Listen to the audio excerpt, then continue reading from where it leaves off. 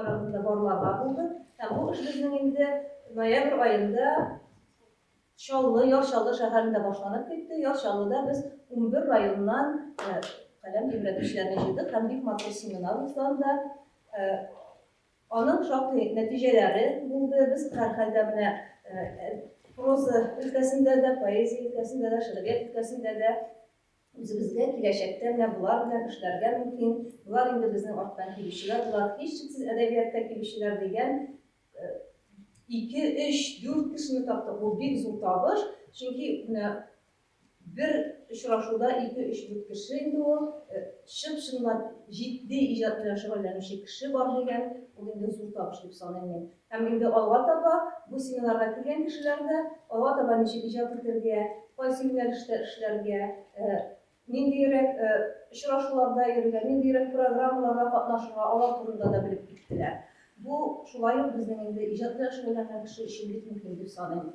Сезнең арагызда да бәлки зур шагыйрьләр, драматурглар, прозаиклар, тәрҗемәчеләр белән бергә әдәбият галимнәре дә булыр әле дигән өмет белән сүземне башлыйм.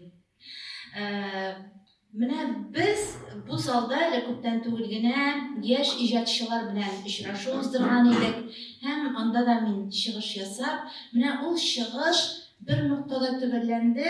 Мин менә шул нуктадан алга таба китәргә телим. Ул очрашуның ахырында шундый сорау бирелгән иде.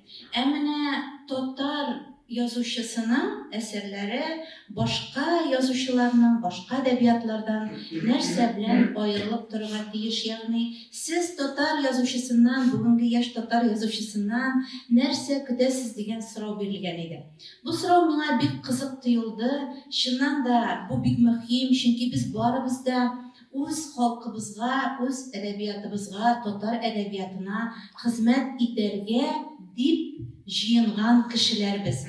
Һәм чыннан да без әгәр татар әдәбиятына кызыксынып, аңа тартылып киләбез икән, иң беренче чиратта без әдәбиятта үзебезнең халкыбызның, үзебезнең милләтебезнең тормышын һәм аңа хас проблемаларны күтәрергә тиешбез. Шул вакытта гына без үзебезнең халкыбызга кызыклы, кирәкле булачакбыз. Башка халыкларга, башка милләтләргә хас проблемаларны күтәргән әсәрләрне әлбәттә укучы аларның үз әдәбиятыннан, я булмаса рус телендә таба. Шуңа күрә дә бүген әдәбиятка килә торган яшьләр өчен әлбәттә тематика, проблематика сайлау бик мөһим. Менә бу яктан караганда милләт темасы ул безнең татар әдәбиятына 20нче йөз башында кирип урнаша һәм андагы төп темага әйләнә. Кызганычка каршы 17нче елга инкыйлабтан соң менә бу тема үзгәрә башлый. Ләкин шулай да совет әдәбияты, менә татар совет әдәбияты, бүген инде без фән күзлегеннән шулай дип әйтәбез. Үз чорында милләт язмышы темасына алмашка башка бер тема, зур тема тәкъдим итә. Ул өмет белән яшәү темасы. Бик кызык шулай бит. Менә бу тема рус әдәбиятына хас түгел. Ул бары тик татар совет әдәбиятына гына хас тема.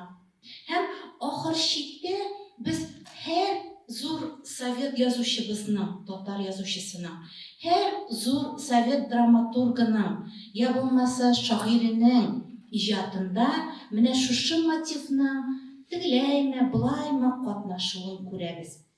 Инде постсовет чоры килгәч, хәзерге әдәбиятка күчкәндә бу тема тагын үзгәрә. Өмет белән яшәү темасы урынына бөтенләй башка тема килә.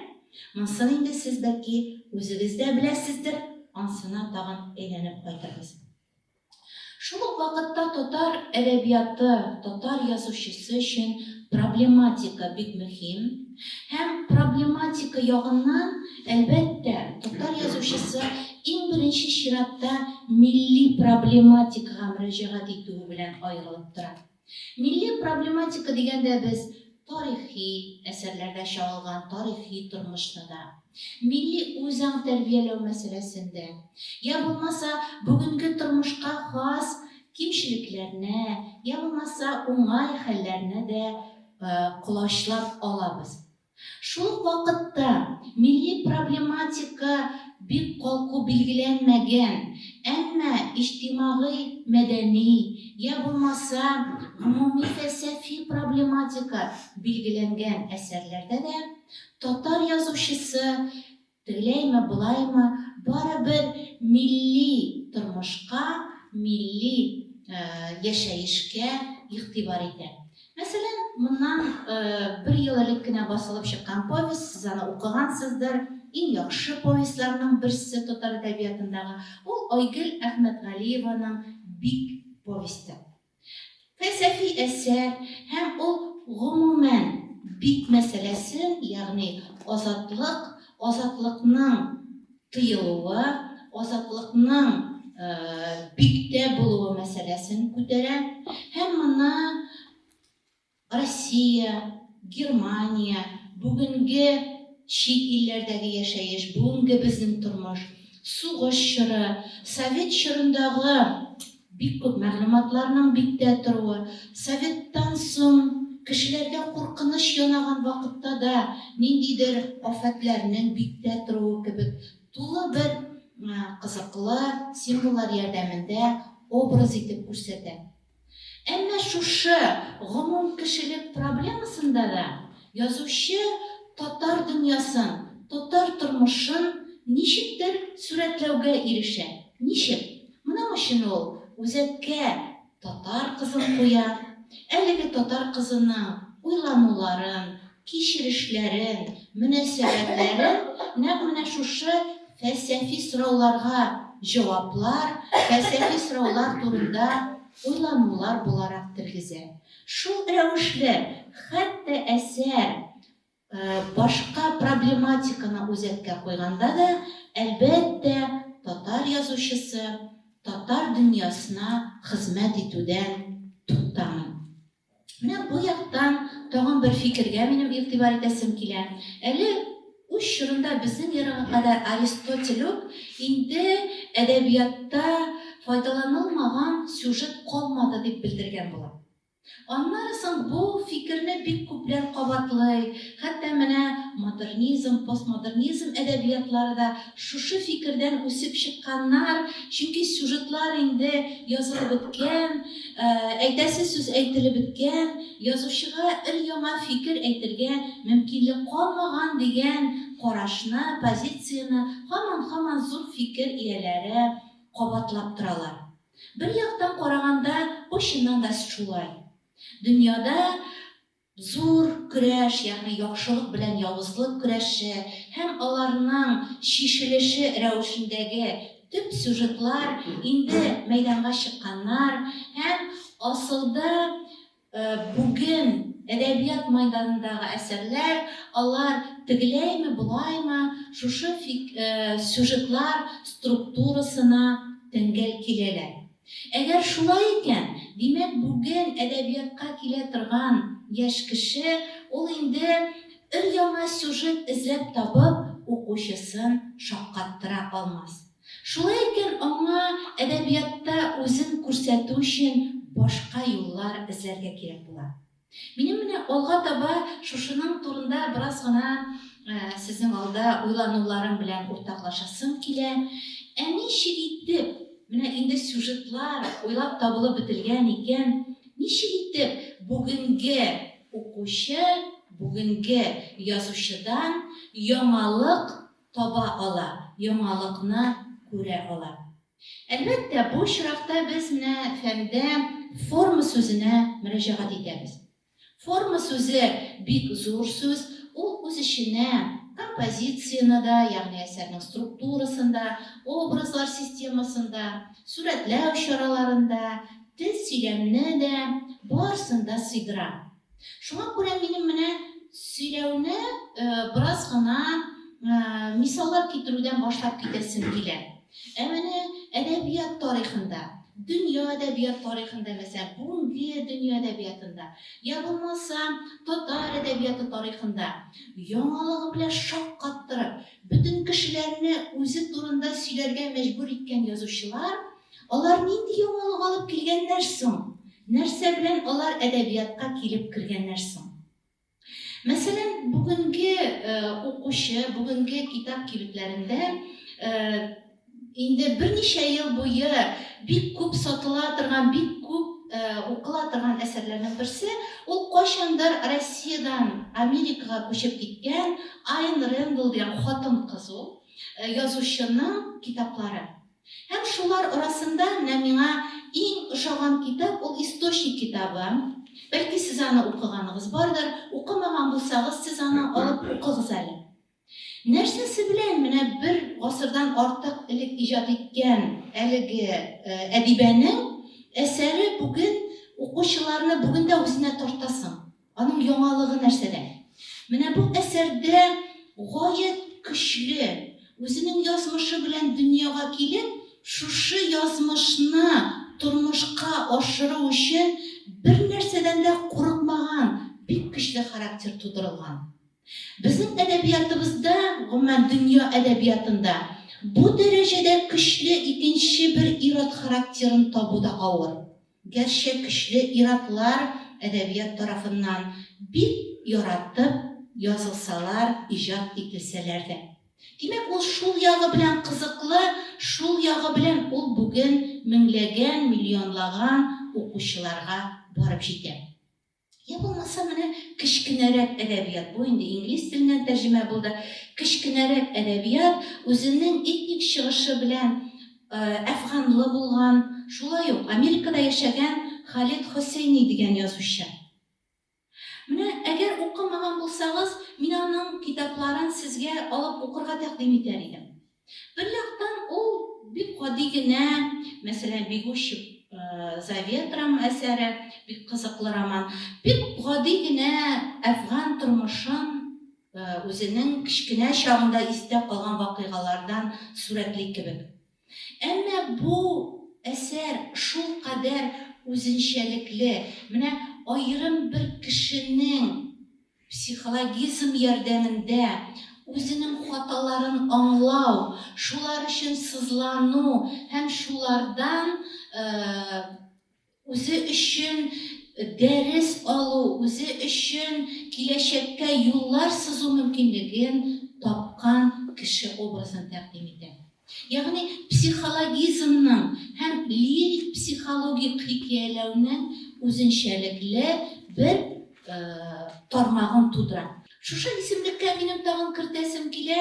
Менә түрк язучысы, хатын-кыз Элиф Шәфәкъне.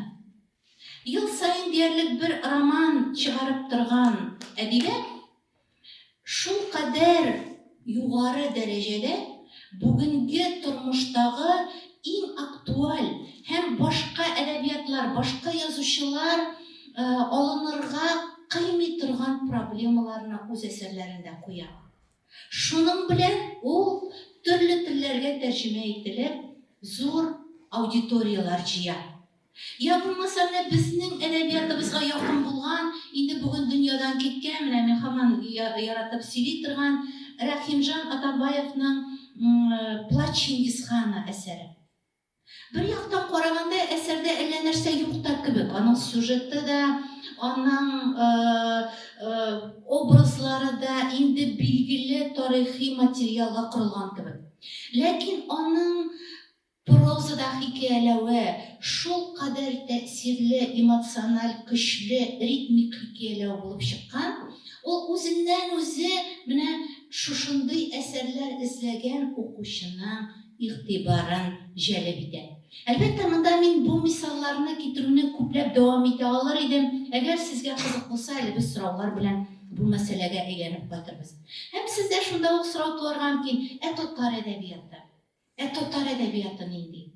Менә карагыз, татар әдәбияты озак гасырлар дәвамында ислам дине тәэсирендә мөселман әдәбияты, мөселман мәдәниятының бер өлеше булып яшәп килгән.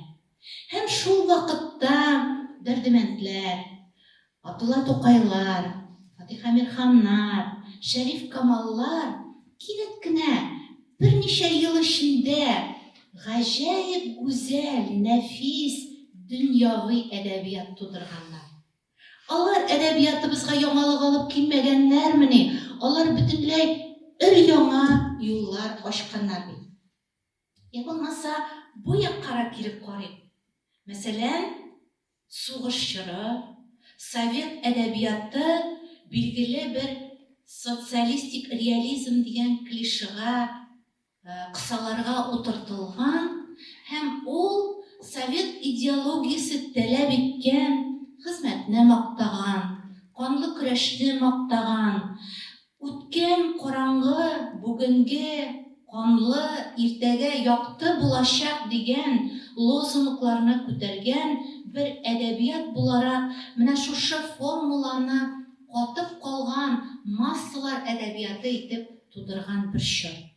Һәм шул чорда мин инде менә прозага мөрәҗәгать итәм. Монда әлбәттә Муса Җәлилнең Алтын чәчендә шагыйрьләрне дә мисалга китерергә була. Менә шул вакытта Әмирхан Еники татар әдәбиятына тирән психологизм белән суарылган, сугышны, көрәш мәйданы, самолетларның бомбага тотуы, я булмаса фашистлар белән безнекеләрнең очрашу, сугышу, көрәшү мәйданы итеп түгел, бәлки сугышка шәхеснең мөнәсәбәте, шәхеснең шушы сугышны фәлсәфи кабул итүе булган хикәяләр белән чыгыш ясый. Бала, бер генә сәгатькә һәм башка хикәяләр әлбәттә татар әдәбиятында зур яңалык итеп кабул ителәләр. Һәм алар үзләренең яхшы тәрҗемәчеләрен табып, шул вакытта тиешле дәрәҗәдә популярлаштырылган булсалар, алар Россия әдәбиятында да шундый ук матур урынны яулаган булырлар иде. Я булмаса менә сугыштан соң 50-60 елларда, әле шулай ук цензура бик көчле вакытта, әле әдәбиятта үз халкының үткәнен матур итеп күрсәтергә мөмкинлек булмаган бер вакытта Омар Бәширов Туган ягым яшел бишек әсәрен яза.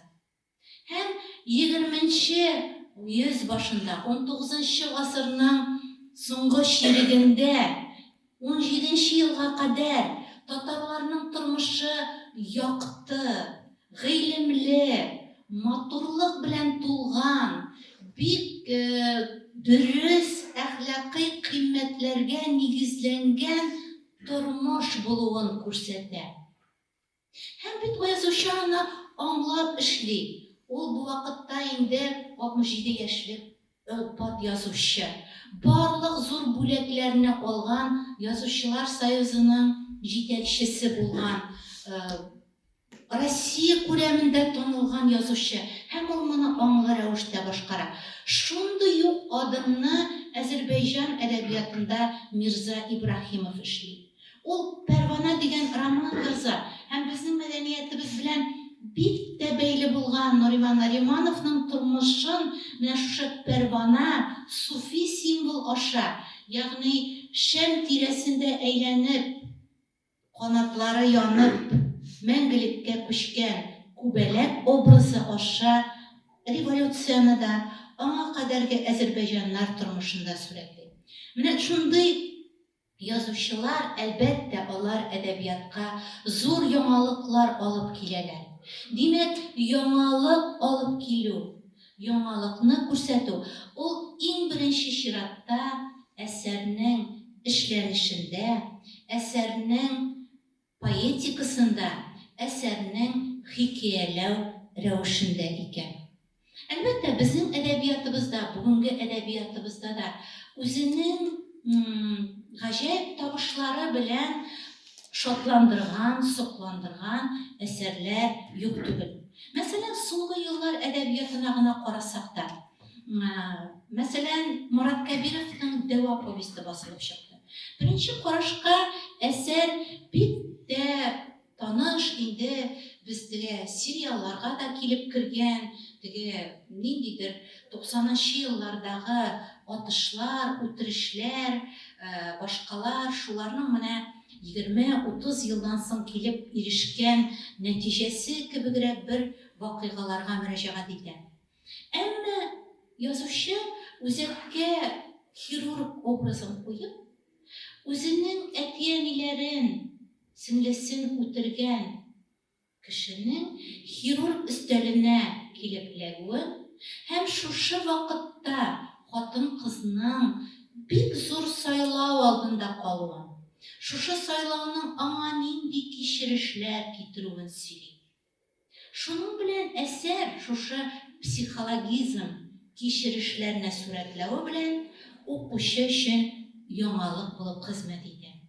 Я булмаса, сез барыгыз да укыгансыздыр инде, конкурста беренче урын алган хикәя, минем аңа да бик тукталасым килә. Ул Рүзәл Мөхәммәтшинның Лаләләр хикәясе.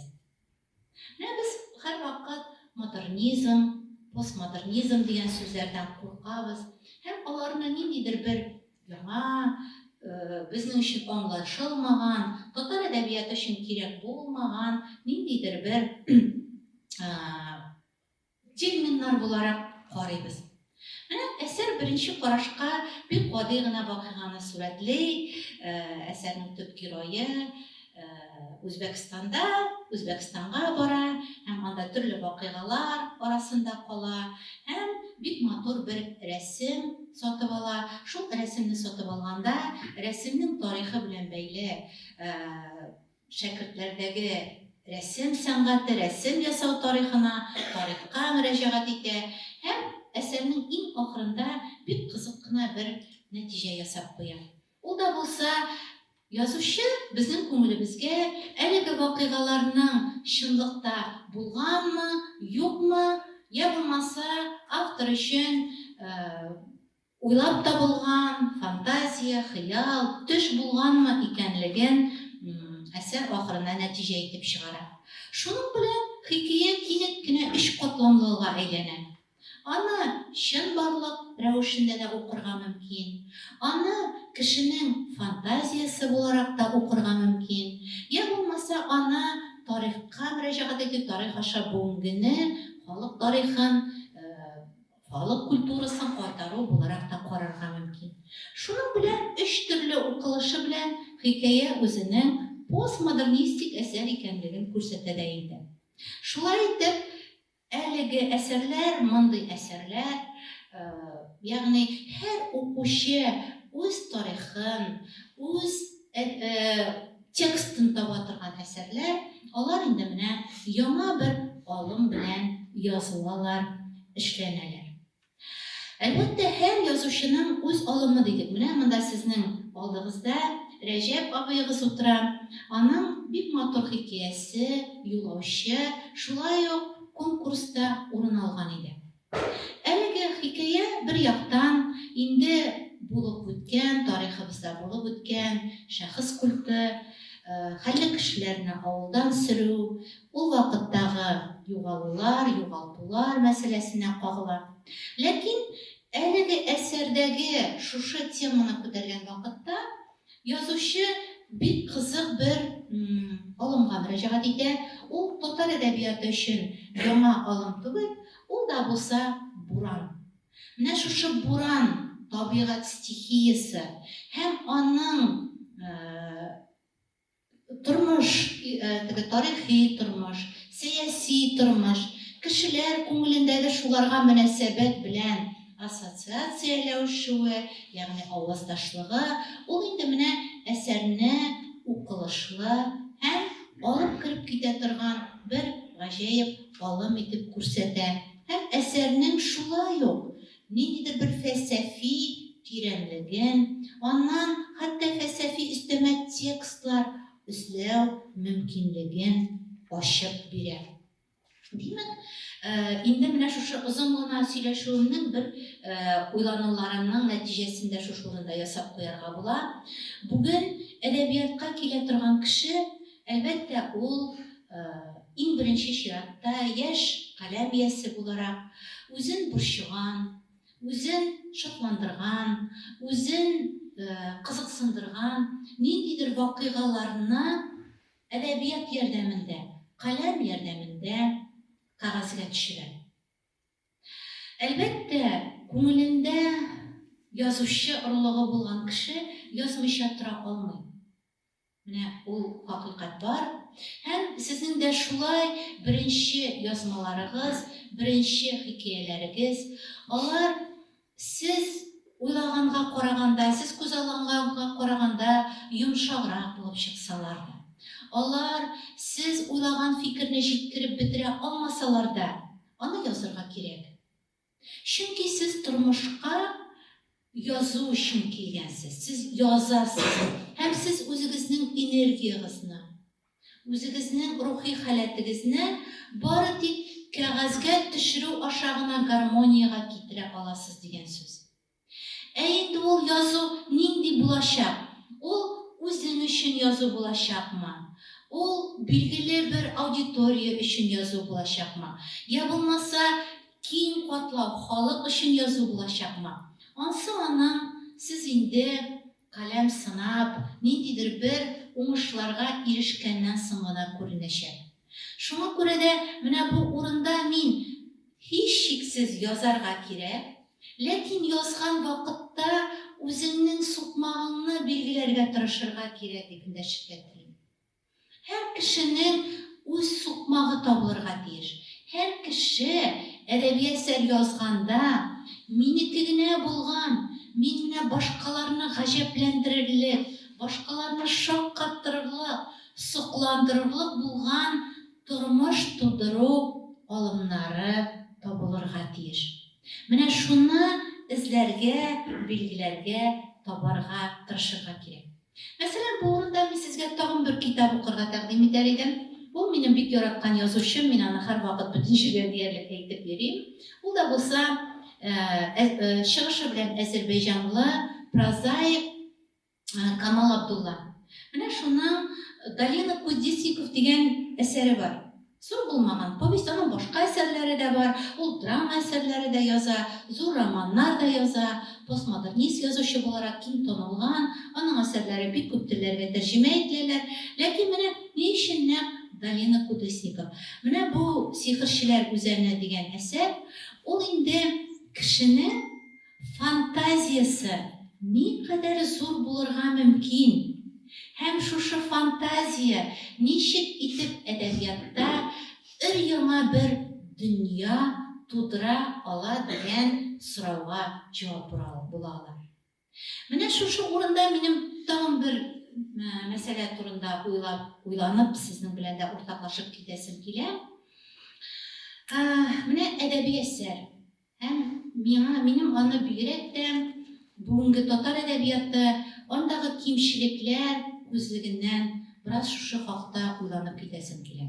Менә әдәби әсәр, ул бу турыда инде сез беләсез, әдәбиятка тартылучылар, ул өр-яңадан тудырылган чын барлык. Без һәрвакыт шулай дибез. Ләкин менә өр-яңадан тудырылган чын барлык дигән сүздә тагын бер сүзне өстәп әйтергә кирәк. Ул өр-яңадан тудырылган әдәби чын барлык. Шуңа күрә ул берничек тә тормыштагы вакыйгаларга, тормыштагы хәлләргә тәңгәл була алмый. Сезнең фантазиягыз, сезнең сәләтегез менә шушы әдәби чын барлыкны никадәр гомумиләштереп, никадәр үзенчәлекле итеп, һәм тормышка ошаган булса да тормыштан ерагайтып сурәтли ала, сез шул кадәр әдәби чын барлыкка якынаясыз дип әйтер идем мин. Менә кызганычка каршы безнең татар әдәбиятында бүгенге көнгә кадәр бик зур бер кимчелек бар. Ул да булса әдәби әсәрдә чын барлыкны сөйләп бирү. Әдәбият бер вакытта да сөйләп бирү белән шөгыльләнмәй. Әдәбият сурәтләп бирә. Әдәбият тасвирлап бирә. Һәм ул сурәтләгән хикәяләү укучының күз алдында туарга тиеш. Ягъни ул образлы булырга тиеш. Кызганычка каршы без менә шушы сөйләп бирү белән мавыгабыз. Һәм безнең әдәбиятыбыз әдәбилек белән публицистиканы аерып бетерә алмый. Безнең әдәбиятыбызда публицистиклык өстенлек итә.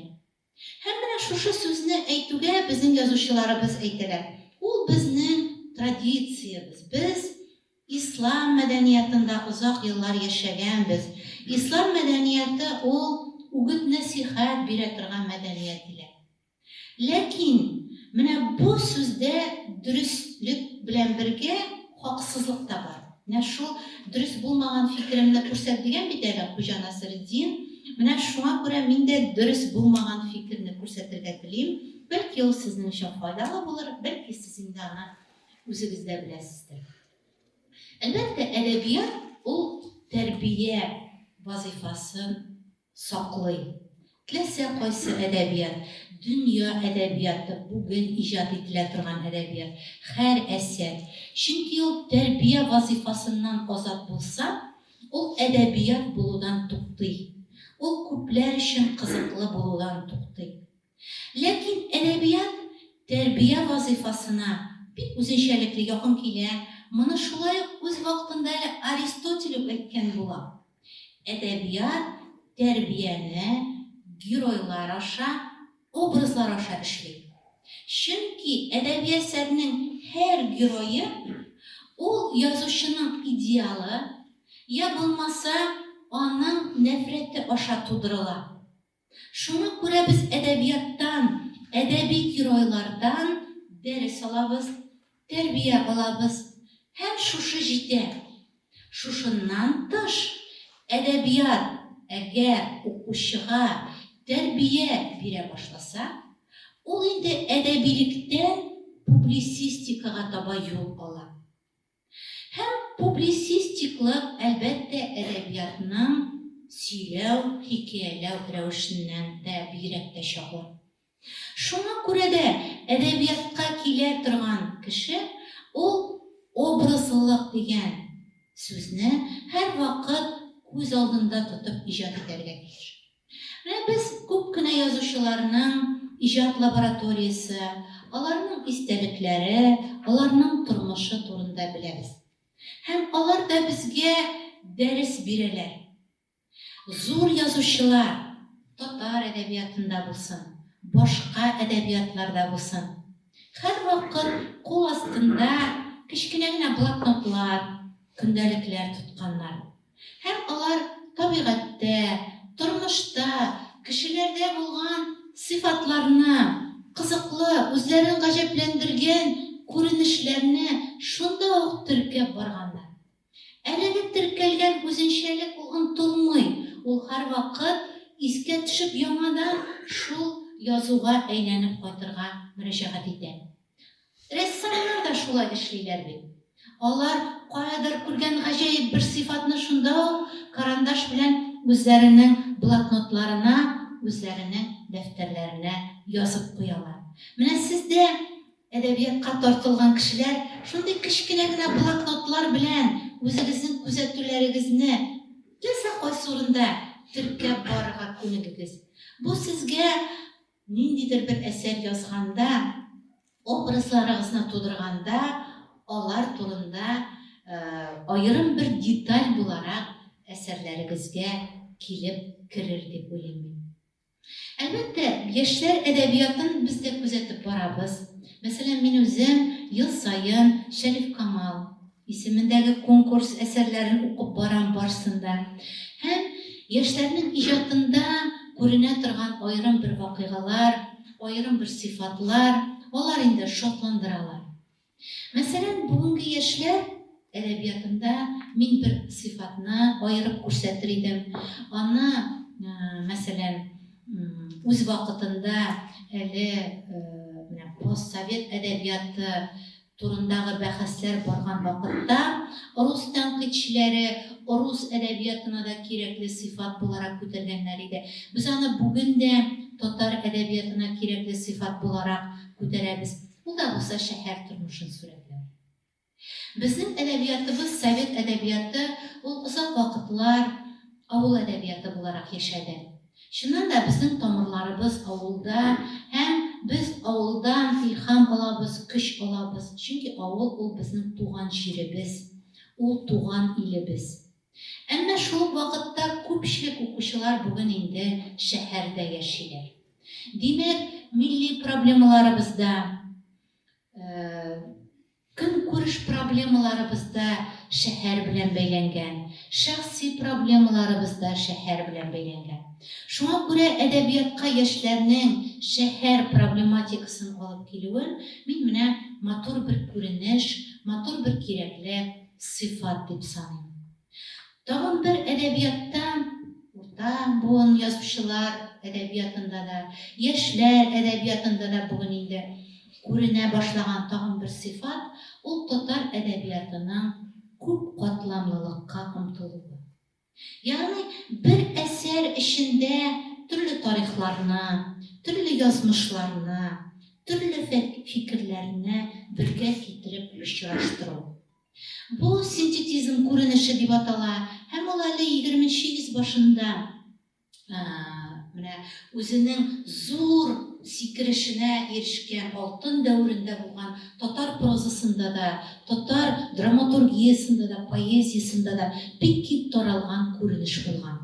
Һәм менә бу күренеш бүген инде кабат зур бер сыйфат буларак безнең әдәбиятыбызда күренә. Мин аны татар әдәбиятының киләчәге белән бәйле матур сыйфат дип саныйм. Һәм шушы урында тагын бер алымга игътибар итәсем килә, ул да булса психологизм. Әлбәттә, психологизм киң төшенчә. Һәм ул әдәбиятта кеше кичерешләрен тасвирлауның төрле мөмкинлекләре белән үзенчәлекле. Мәсәлән, без Әмирхан Ниники әсәрендәге психологизм белән бүгенге язучылар, мәсәлән, Ркай Зәйдулла хикәяләрендәге психологизмның инде гаять үзенчәлекле, төрле юнәлешле булуын күрәбез. Әмма ничек кенә булмасын, кешенең ичке кичерешләрен, кешенең хисләрен, омтылышларын сурәтләмәгән әдәбият, ул инде тулысы белән әдәбилек сыйфатына җавап бирә алмый. Тагын бер сыйфатка игътибарыгызны юнәлтәсем килә. Ул инде әдәбиятта мифологик, этнографик сыйфатларның сурәтләнүе. Әлбәттә, совет әдәбиятында бу сыйфатлар, алар тыелып килгән, торгынлыкта булган сыйфатлар иде.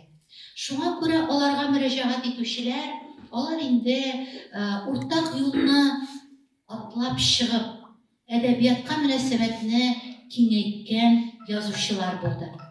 Шулай да, менә этнографизм ул бүген дөнья әдәбиятында иң кызыклы алымнардан санала. Мәсәлән, бүген Африка әдәбиятын, я булмаса бүген Казак әдәбиятын, нәкъ менә шушы этнографик мәгълүматларны киң итеп әдәби мәйданда сурәтли алганы өчен инглиз теленә, испан теленә, итальян теленә тәрҗемә итә. Безнең әдәбиятыбызда да этнографик материалларны киң кулланып, файдаланып эшләүче язучылар аз түгел. Һәм этнография дигәндә үткәндәге халыкның тормышын, киенү рәвешен, ризыкларын, бәйрәмнәрен, йолаларын сурәтләү генә түгел, менә бүгенге тормыштагы татар халкының менталитетын, аның яшәү рәвешен сурәтләгән әсәрләр дә бик мөһим. Мәсәлән, мин сезгә шундый әсәрләрдән бер мисал китерәсем килә. 24нче елда Татарстан китап нәшриятында Фот Абысадриевның «Авылдан хатлар» дигән матур бер җыентыгы басылып чыкты. Әлеге җыентыкка 2 повесть кергән. Алар беренчесе аның кышкы яшен Казан утларында да басылып чыккан иде. Беренче карашка проблематика буларак үзара ярдәмләшү, туган җирнең кадере кебек проблемаларны күтәргән әсәр бүгенге татар авылы, андагы кешеләрнең авылга, туган җиргә мөнәсәбәте, кунак каршылау, ризык пешерү, нинди ризыкларны өстәлгә куеп аш уздыру, кешеләрнең үзара мөнәсәбәтләре кебек бик күп мәсьәләләрне шулкадәр матур итеп, шулкадәр җылы итеп кабат тергезә ки, менә бу әсәр бүгенге татар тормышының этнографик бирелешенә бер үрнәк була ала. Хөрмәтле тыңлаучылар, мин дә 2 сәгать тә 3 сәгать тә сөйләргә бик яратам. Менә сорауларыгыз буенча бераз җаваплар бирәсем килә. Чөнки сезнең сорауларыгыз сезне нәрсә кызыксындырганын да миңа күрсәтер иде. Һәм безнең сөйләшүебездә үзара сөйләшү, гамьле сөйләшү булыр иде. Әнә ул әдәбиятның теле аерылмалы булачакмы? Теге авыл тормышын язган. Менә бу бик кызык минем өчен шәхсән. Теле нәкъ гәл буламы ул тел? Авыл теле белән языламы ул шәһәр тормышы? Ничек булырга тиеш? Бер яктан, әлбәттә, менә безнең буын әдәби әсәрдән һәрвакыт тел матурлыгын, сыгылмалылыгын, образлылыгын таләп итә. Һәм мин бүген яшь язучыларда да, мәсәлән, матур телле Айгөл Әхмәтгалиеваны, Лилия Гыйбадуллинаны, я булмаса Илсия Рихсанованы, Фирүзә Җамалетдинованы, башкаларны менә күрәм. Менә бу тел ул әле Әмирхан ага Еникилар, Мөхәммәд ага Мәгдиевлар, Гомәр ага Бәшировлар теленең традицион классик теленең дәвамы. Әмма шул ук вакытта тел үзгәрә. Һәм бүгенге татар теле ул инде яшьләр сөйләшендә без сөйләшкән, без сөйләшә торган татар теле түгел. Шуңа күрә аларның теле, татар теле үзгәрү ул гадәти күренеш. Мин аны шулай булырга тиеш дип саныйм. Ләкин шулай да менә шушы бик каршылыклы ике фикер арасында бер теге алтын урталык табыла. Ул да булса әдәби телнең һәрвакыт камиллеккә омтылырга тиешлеге. Әлбәттә, яшь язучылар, алар үзләре сөйләшә торган телне дә, үзләре сөйли, я булмаса аралаша торган телне дә әдәбиятка алып киләләр. Бу табигый, моннан котылып булмый. Ләкин шул ук вакытта алар татар әдәбиятының үрнәк, матур, сыгылмалы теленә йөз тотарга тиешләр, аны идеал буларак күз алдында тотарга тиешләр. Шул вакытта менә минем бер фикерем, аны инде берничә тапкыр кабатлап та чыктылар. Без бит инде менә бу соңгы 2 зур конкурста шактый бәхәсләр белән урыннар чыгардык. Менә шул конкурста урыннар чыгарган вакытта әдәби әсәрнең телгә игътибар итәргәме, юкмы дигән бәхәсләр чыкты. Кайбер әсәрләр менә шул телгә игътибар итәргә дигән фикер белән дә алгарак чыккан әсәрләр дә булды беренче конкурста бигрәк тә. Менә бу яктан мин үзем уйлыйм, әдәби әсәр ул иң беренче чиратта әдәби бер бүтән, уйлап табылган, структурасы табылган, башламы, фикере, йомгагы булган һәм шулар матур итеп оешкан бер инҗе бөртеге булырга тиеш. Әгәр яшь язучы аны җитәрлек дәрәҗәдә тел ягыннан эшләп бетерә алмый икән, ләкин образлы ягыннан эшләгән икән, бу вакытта инде редактор хезмәте мәйданга чыга. Ул да мөмкин. Шуңа күрә минем өчен әдәби әсәрдә иң беренче чиратта әдәби уйланма, әдәби уйланманың дөрес формага салынуы һәм әдәби әсәр буларак тәэсирле, эмоциональ, елатырлык, сокландырырлык әсәр булып чыгуы мөһим. Бәлки мин хаклы түгелдер, ләкин мин шулай уйлыйм. Шәһәр әдәби теленең яшәргә хакы бармы, юкмы? Чөнки авыл баласы классик телдә сөйләшсә, шәһәрдә үскән бала классик әдәби телдә сөйләшә, ләкин алар аерыла. Менә шәһәр теле. Аңладыңызмы? Минем үземнең оныкларым бар. Алар татар әдәбияты дәресләре укыйлар гимназиядә һәм күп кенә әсәрләрне, хәтта беренче чиратта минем өчен гомумән теге ниндидер бизәкле тел белән язылмаган, мәсәлән, Гадел Кутуйның тапшырылмаган хатлары. Менә андый әсәрләрне алмашуар авыррак булды инде. Менә андый әсәрләрне дә без балалар белән бергәләп укып, шактый күп сүзләрне, гыйбарәләрне тәрҗемәдә итеп утырабыз. Чөнки бу балалар, менә алар татар телендә сөйләшсәләр дә, ул телне инде белмиләр. Кызганычка каршы микән, без ул телне инде югалтканбыз. Шуңа күрә безнең бүген залда утыручыларыбыз, алар бит әле минем әле укымый торган оныкларыма да әсәрләр язырга тиешле кешеләр.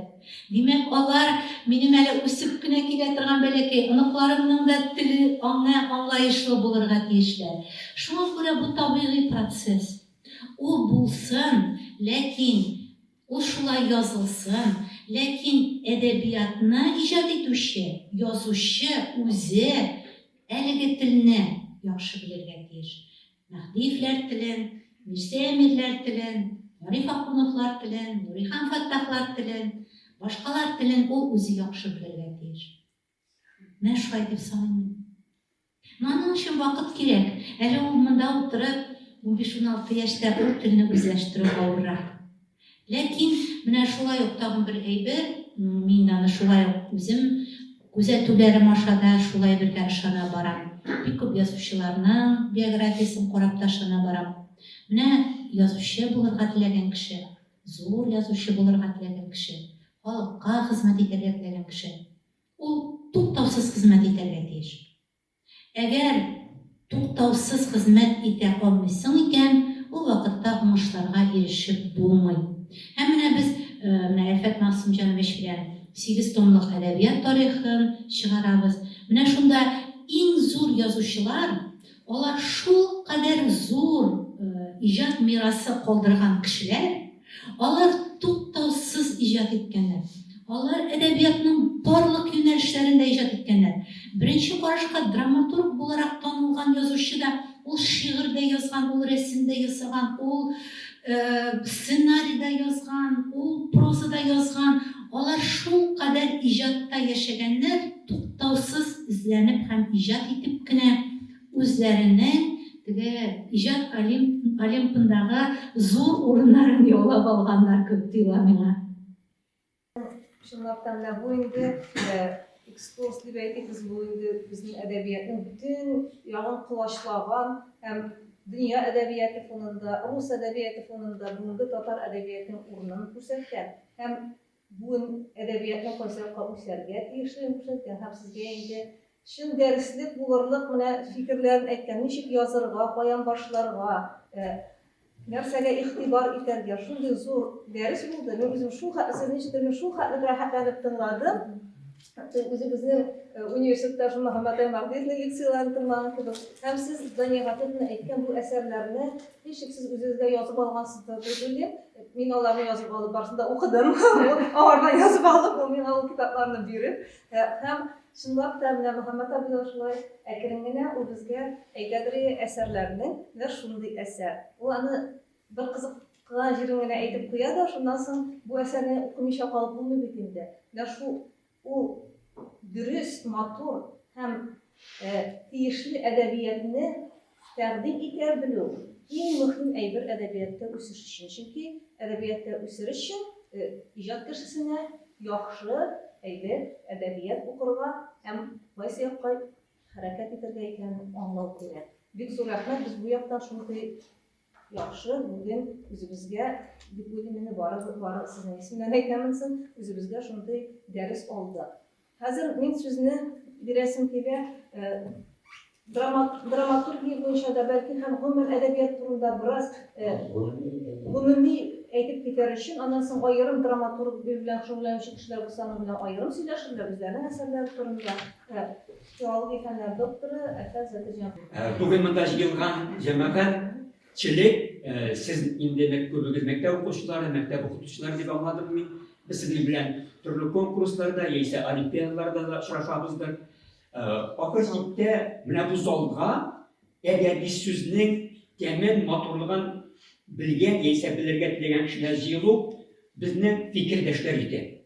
Менә мин Газимир Мурат утыра, Рифат абый Җамал утыра, аларның шигырьләре менә шушы әдәби сүз матурлыгын сиңа һәм миңа җиткерүчеләр дип әйтәм мин. Шуңа күрә бездән дә бигрәк мин нәкъ әдипләребезгә, иҗатчыларга дигән хөрмәт белән карыйм.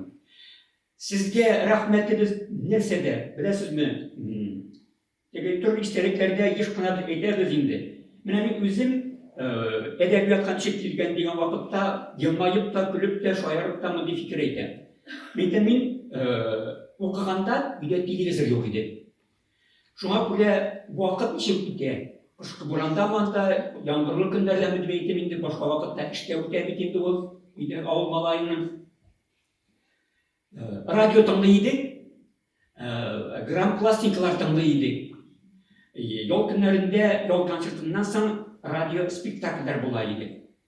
Менә бу радио спектакльләрне мин ничә ел дәвамындадыр, димәк ул 60-чыдан алып 8-гә, 10-га, 11-гә кадәр булды микән инде. Бер ким дигәндә 4-5 яисә 6-7 спектакль инде алар ешкына кабатланалар. Яттан белмәсәм дә геройларын, кем уйнаганнарын һәм башкаларны белә идем инде бу. Беренче мәхәббәт, әни килде, әдербештән әлмәндәр, ай булмаса йолдыз бар. Аларны радио тыңлаучы буларак та хәтта күз яше белән дип әйтерлек. Менә әдәбиятка алып керүнең бер юлы. Без үскәндә яхшы укыган өчен китап бүләк итәләр иде. Төрлесе бар иде. Билгеле, аның шозрак рус телендә исә алар бик укымасак та, ләкин калын романнарны бирәләр. Мин әле туганнарыбыз, без балалар күп идек, 8 бала үстек. Апаларны кыда җыелган дигәндәй, афитәсе шкафыбыз юк, диван астында. Юк инде, хәерчелек дип әйтиксеңне. Үстендә шулай үстек бит инде. Һәм мин бүген инде бәлки сез белмисез, ишетеп кенә белгән романнар, Кавы Нәҗминең язгы җилләре бүген программаларда да юк. Ләкин минем ул өстәл китабым дигәндә мин аны 3-4 кат укыган кебек. Гомәр Бәшировның Намус романы ятмасам инде хәтер программадан төште, чөнки бик калын, укып бетереп булмый, ләкин укытучы апаларыбыз, абыйларыбыз белә, безне бу аны яратып үсте. Менә Дания Фатиховна әйткән, Гомәр Бәшировның башка әсәрләре күбрәк дип әйтәм инде. Габдрахман Әбсәләмов безне буын өчен инде ул мөкиббән киткән шәхес иде. Аның Алтын йолдызы, Гази нуры, Мәңгелек кешесе, Ак төннәре, бу роман повестлар әйткәнемчә безне әдәбиятка китергән әсәрләр. Теге мин үткәнебезне мактау белән бүгенге сезне хәлегезне китерәсем килми, чакыртасым килми. Ләкин икенче ягы бар. Менә бүген әдәби әсәр укуны ким бүген күрәбез, ләкин сез һәм без хәтта китап укымаган кеше әдәбияттан барыбер аерылмыйбыз. Бу дигән машинада барганда бүген монда килгәндә йөртүчегез татар радиосын тыңлаган икән, куйган икән. Әлеге җырның нигезендә әдәби сүз ята. Менә шагыйрьләребезнең сүзләре ята. Кара әле, ничек яхшы дибез, яисә рәхәтләнеп тыңлыйбыз. Кайберсенә күңелебез ятмый, сәбәбе ике. Аның сүзләре җанга үтеп керми. Чөнки ул сүзләр бардым, кайттым, кочакладым, үттем кебек, гади такмакка кайтып калган булырга мөмкин.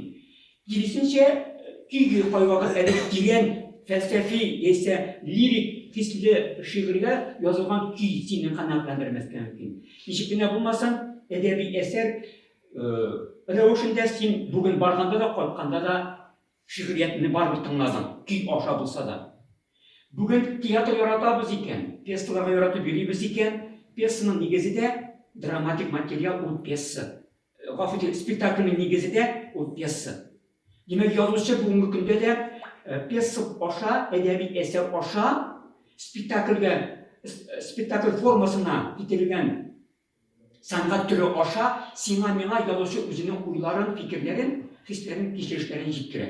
Әнә шул рәвешле без әдәбияттан бер вакытта аерылмыйбыз, һәм аерылга язмасын Алла белсә. Икенче яктан уйлап куябыз, карагыз, нәрсә инде ул әдәбият, мин китап укымыйча да яшен дип әйтүчеләр минем танышларым арасында бик күп.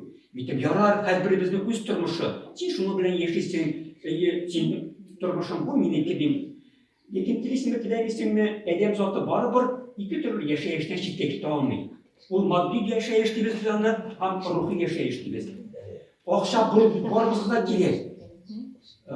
Без денег нетишчәс килгән мәле руслар, шуны кебек матди байлык, яисә синең barıp kaytım için başından buluğa, yaşav için yurtun demli rızımın bulup girip, demli aşağı hem yopşakta yoklav, her tilegi bundan koşup bulmayı, hem yok diyetu məğnəsizlik olur idi. Min de şuna antılan, min de şuna tileyim. Peki iki siyahtan qarağızsın. Mine siz oralaşkan üydemi, avulda mı, şəhərdə mi, qoyda mı işləsəniz de, okutuşlarınız bilen hatta oralaşkanda da okuyan, kızıklı, öz için manasında şahıs bulgan kişiler mağutturabı. Alar yana barası ile, alar bilen süleşesi ile alarga tortulasın. Çünkü alarda yaşayış felsefesi sina mina ol turmuşunun bir kübyan ayakların aşırıga onlarga buluşa deyimiz biz. Yani şu ürəmişli o ligine bizimizin turmuşunu barımız hayattan bilgen Tukay'dan su anası bilen şuralisinden mine ayırıp qarağız əli. Ne biz alarını okumadık değil. Qarağız, ne bu ünlü bilgenimiz kısıksız değil. Şurayı bile su anası buna bölü de bizde kupni yana məlumat bilgen. Turmuş durumda, yaşayış durumda ruhi boyutkan demekteyiz. Mine Fatih'in çıkışında da bilgili siz edebiyatqa tortuluşçular ve belli kengeçleri bizimle ortaklaşkanda Türkiye isteyenler bilen birge koşup üretemindi. Yazışçılar eklelerinde aksiyona bunlara yangırı yol yazırga üretip bulmayın. Biz bulay yazığız, tüyle yazığız deyip ki siz ne yazıp kite olmamadığınızını anlıyorsunuz siz. Şu vakitte biz kitap okuşu bularak edebi eserge bile biz kan min okugan edebi eserinin kitaptır bularak, kitap okuşu bularak mina ne sesi yığıntı yasagan. Ne işini bunga kadar Abdurrahman Efsaliyan'ın romanların, Leysa Şulgumer Başir'in romanların köngülümde saklayayım, sırasağız büroyları durumda da alarga karakteristika birini de bilemeyken, geçer son vakitte okuganım yok, alarını elle koşan oldular. Demek o benim köngülümde orun olgan. Meni dünyanın maturluğun kureke üretken. Nişekine bulmasın edem zatı özünün barlığı tulmuşu bilen barbar maturlukka, yaxşılıkka, histalıkka ıntılabı. Yaxşılıkla yavuzluk küreşi mengili. Lekin yaxşılıkla birgeline bulsa köp buluğun bilü. Yaxşı kişilerinin birgeline bulsa köp ikenligini bilü bizge yaşarga ümit biri. Zaten edebiyata ne şu ümitine yaşatayım diye. Şunun gibi bu. Bilesiz mi, mine bulayını bekleriydim. Son vakitte türlü konkurslarda eserler okurga köp bilgine göre belki basılıp çıkan kitaplarga koy vakit iktibarda gitmegendir. Mine ben yakıtımdayken sonki 2-3 yıldaki hikayeler, povestler, romanlarını bir köp okuduk biz. Barısı Brigajistan, 10 bin bitler bardır ildalara iyi. Elmine Kuşaradağına Yağazatar Piyasası diyen konkurs yanlarında bu günlerdegine jingmişlere bilgili buldu, matbuatga çıktı. 62 piyasa okudum, anda da uşulay vakit güçtürü beylemindir. Bir fikrini de etirgen kire okuyacağına tugul. Hem şuna belli, bugün yana rakına 2 günlük nakil sebetke bağışlanan bir işe buldu. Şununla bilen, bugün de niye apağız bilen yaşattırdım. Nakil İstenbet'in ismin anın işkendiğini kurup bilesiniz. Anın burada romanlarda yazılan hem Rafik Kurban isimli abimiz, yazıcımız Yidegenden Çıkan Nur isimli yana romanını bilgen mineken Nakil İstenbet kişisine barganda minindanı itibarıga tiyişti. Tavır izlep okudum. Romanga beye bilmeyeyim, köngülümde yürü. Oturup yazmışa tüz aldım demek. Yakındağı 2-3 günde bir çıktı eğitimden tam bir söz eğitim edi. Rafis'in gözüne hiç yatırıyorsunuz hazırga. Nakil İstenbet çok bir kıyılıklar koygan kişi. Şu vakitte indi Qabat ömrünün ikinci yarısında hükümet tarafından bir yukarı beyelengen. 6-7 eğitimli zor bülegi var, üstüne ordeni, Tokay bülegi, halk yazıcısı isimleri hem başkalar. Onun kimsetilingen, kıyısıtılgan yazmışının bir sahifesi 30-31 yıllarda Yidegen Milletçiler Uyuşması uylap tabalar bulmagan elbirini var ettilerdi beklemeydi. Çünkü şu çır oruğunda bir yazıcı gazette yazı da makale. Min Yidegen Uyuşmasından çıkan alar bilen benim münasebetim yok deyip. Bu kişinin de kabat anlatılarında anlata da olmayın.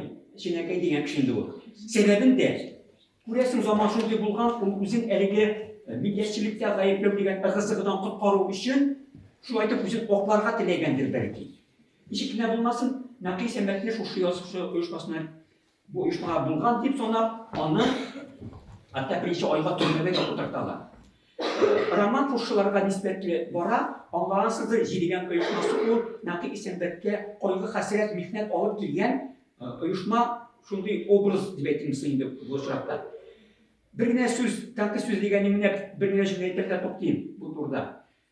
İsimi jirigenden düşken nur. Jirigen uyuşması ana koygu hasret uyup duygan, bizde nur düşüncesi ol. Rıza Paganiyeva'nın leksiyelerini tınlamagan terapist eyi. O Allah'a Teala indirilgen nurunun akıl, can hem başkalarına nispetli toyanış buluvu, nigiz buluvu, kişinin ruhuna maturluk veriluen şuşu мәніне kabul ederiz. Nur, Tatar edebiyatına, Tatar dünyasında, o medeniyatında başkaça kabul edilgen bilmeyim. Jidegenden ingen düşken nur deyip ettim mi? Demek men aytgan bu isimni jismine to'g'ri kelmaydi. Mana shuni bir motor misoli. Sen eser yozasan ekan, shi'rni, hikoyani, isim bitindi u Albert abi yaqin aytmishlik, kuchli pozitsiyada bo'lishga tiyir. Isim jelib bitirga tiyir. Ham shu vaqtda isim sening ishchilikda oshig'irga da tiyir. Qora nindi bunday isim qo'ygan deb men g'azablanib turaman bitali. Ishchilik o'qib chiqdim, qo'yg'ili turmushim suratlagan. Şu vaqtda jirigenden ingen nur deb atau bilan isim bilan ishchilikni to'g'ri kelmaganligi menda seyisini uyattı. O'zimdan o'zimdi u. Aytganimcha, tanqid maqolasi yozgan shirotdan bunga to'xtalmisha, meni kelib qolmisha mumkin tugul. Shuni kibib deb aytaman. Bilasizmi, tag'in bir fikr shu so'zlarga belgilanishdi. Yozuvchi bo'lish uchun ham adabiyot dunyosida kirib ketish uchun o'qirga kerak. Bundan bir qo'yla ketib bo'lmaydi. Mana shu naqsh san'at yozmishimni esa boshqalarning isteklarini biz o'qiymiz. Bu xonadon Naqiyevnikimi, Oyaz G'ilazovnikimi o'qib qarab isteklarini g'oyat g'ibratli olar. Edebiyotga kelib yo'li ko'p o'qu bilan bog'liq. Mana bizim Tatar edebiyotining ko'proq o'rnida da editleri bizning tor qissalardaroq fikr yurituvi.